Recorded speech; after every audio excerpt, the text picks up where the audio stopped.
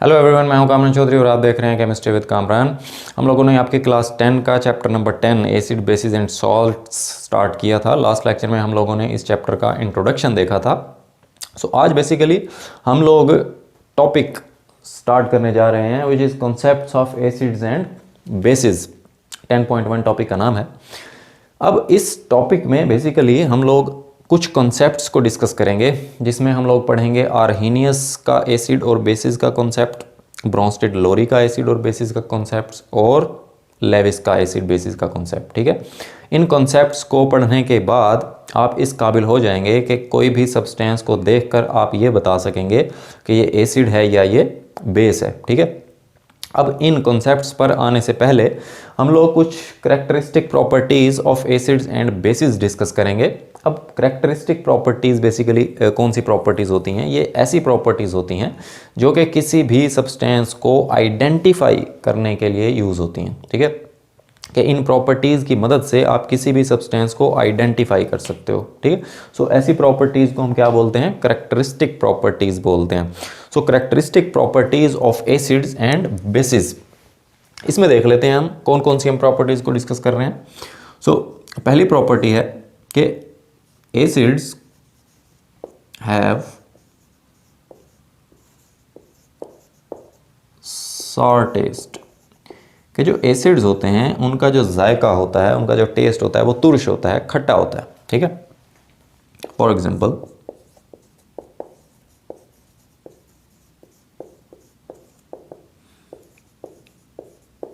Unripe citrus fruits और lemon juice. ठीक है, सिट्रस फ्रूट्स जैसे ऑरेंज हो गया, ठीक है, या लेमन हो गया, इनका जो जायका होता है ये आपने फील किया होगा, ये खट्टा होता है। ठीक है, जबकि अगर आप बेसिस के टेस्ट की बात करें, सो दे हैव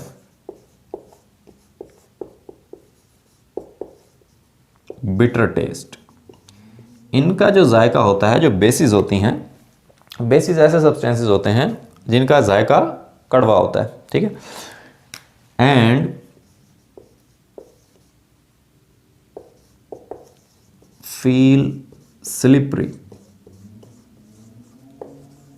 ठीक है, और जो बेसिकली स्लिपरी होते हैं मीन्स के अगर आप इनको टच करें तो ये फिसल जाते हैं हाथ से। ठीक है, for example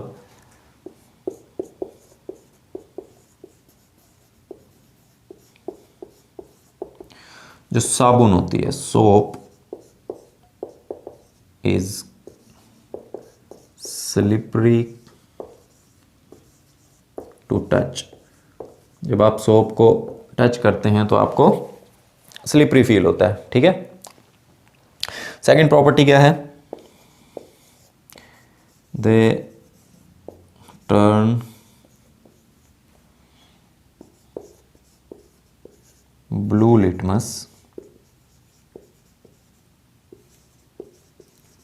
red, and bases क्या करती हैं? दे टर्न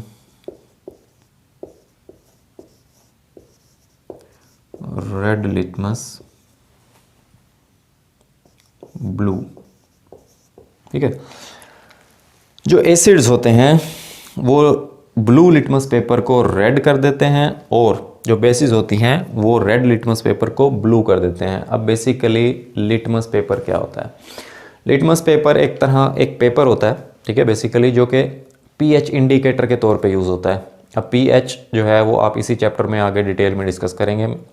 इन शॉर्ट मैं आपको बता दूं कि लिटमस पेपर एक ऐसा पेपर होता है जो कि सॉल्यूशन के ये एसिड है या बेस है को आइडेंटिफाई करने के लिए यूज़ होता है। ठीक है, फॉर एग्जांपल आपने रेड लिटमस पेपर आपके पास है, ठीक है, और आपके सामने एक सोल्यूशन पड़ा है, आपने उस रेड लिटमस पेपर को उस सोल्यूशन के अंदर डिप कर दिया। ठीक है, अब अगर तो उसका कलर चेंज नहीं होता, मीन कि अगर आप रेड लिटमस पेपर यूज़ कर रहे हैं और वो रेड ही रहा, उसका कलर चेंज नहीं हुआ, देन आप समझ लीजिएगा कि वो जो सोल्यूशन है आपके सामने पड़ा है वो क्या है? एसिड है। ठीक है, अगर आप ब्लू लिटमस पेपर यूज़ कर रहे हैं और वो टर्न हो गया रेड, ठीक है, वो रेड में कन्वर्ट हो गया, सो तब भी आप समझ लीजिएगा कि आपका जो सोल्यूशन है वो क्या है, एसिड है। ठीक है, इसी तरह से बेसिस को आप कैसे आइडेंटिफाई कर सकते हैं कि अगर आप ब्लू लिटमस पेपर यूज़ कर रहे हैं और आपने उस सोल्यूशन के अंदर डिप किया और अगर तो वो ब्लू ही रहा, देन जो आपका सोल्यूशन होगा वो क्या होगा, बेसिक सोल्यूशन होगा, बेसिस होंगी वो। ठीक है, सो इसी तरह से अगर आप रेड लिटमस पेपर यूज़ कर रहे हैं और वो हो जाता है ब्लू, ठीक है, आफ्टर डिपिंग, सो समझ आइएगा कि आप जो आपके सामने जो सोल्यूशन पड़ा है वो क्या है, बेसिक सोल्यूशन है। ठीक है, सो इस तरह से आप लिटमस पेपर को यूज़ करते हुए ये चेक कर सकते हैं कि कोई भी चीज़ आपके सामने, कोई सोल्यूशन है आपके सामने, वो एसिड है या बेस है। ठीक है, नेक्स्ट प्रॉपर्टी क्या है कि जो एसिड्स होते हैं वो कोरोसिव होते हैं इन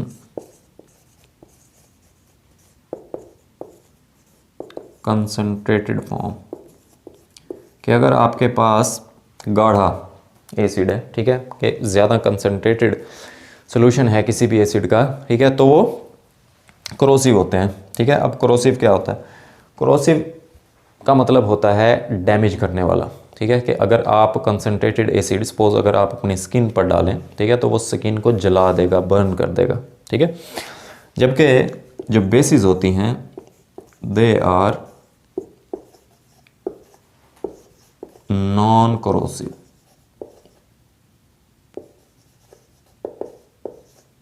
accept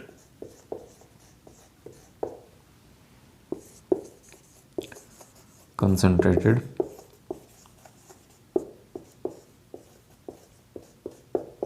NaOH and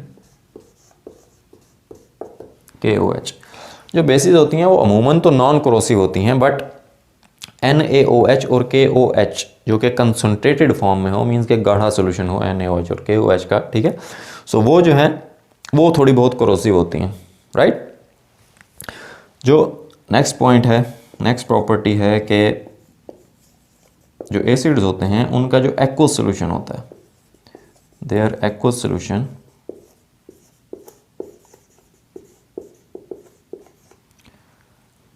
can conduct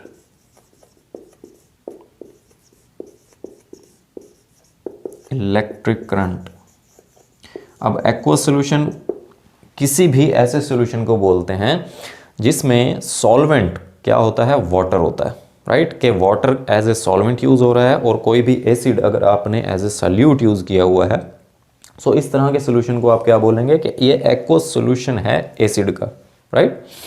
सो इनका जो एक्वस सोल्यूशन होता है एसिड्स का, वो इलेक्ट्रिक करंट या इलेक्ट्रिसिटी को कंडक्ट करने की एबिलिटी रखता है, उसके अंदर से इजीली इलेक्ट्रिसिटी पास हो जाती है। ठीक है, सिमिलरली जो बेसिस होते हैं इनके भी एक्वस सोल्यूशन के अंदर से इलेक्ट्रिसिटी पास हो जाती है।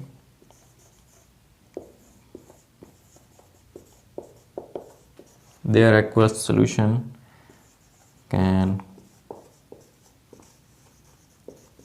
Conduct electric current.